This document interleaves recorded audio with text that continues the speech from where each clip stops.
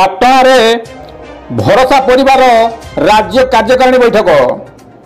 ଭରସା ପରିବାର ଓଡ଼ିଶାର କାର୍ଯ୍ୟକାରିଣୀ ଏବଂ ପରିବାର ମିଳନ କାର୍ଯ୍ୟକ୍ରମ ବୈତରଣୀ ତୀର୍ଥ ପାଟନାଠାରେ ଅନୁଷ୍ଠିତ ହୋଇଛି।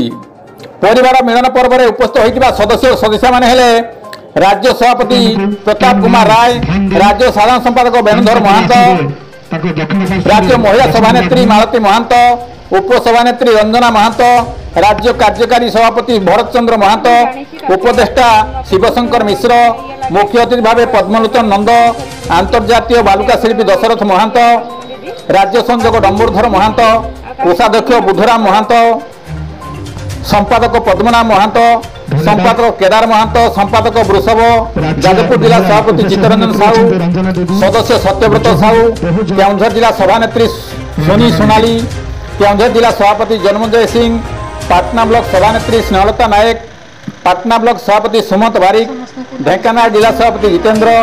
सहारपुरा ब्लॉक सभापति मनोज कुमार, उप सभापति बापुन, मिनती बीना दीदी, प्रणति दीदी, दुर्गा माधव, चित्तरंजन, अशोक कुमार महंत, देवराम मुर्मू, देवेंद्र नायक, मानस ज्ञानरंजन सड़की, ज्ञानरंजन कर्मू, रघुनाथ एवं गणमाध्यम प्रतिनिधि दशरथ बारिक यही भाव सहस्राधिक समाजसेवी भरोसा परिवार मिलन उत्सव सामिल होई आगु किपरि परिवार अग्रगति करिवो से विषय आलोचना कराइतिला। गोविंद राउत का रिपोर्ट, केडीनी जुड़िया।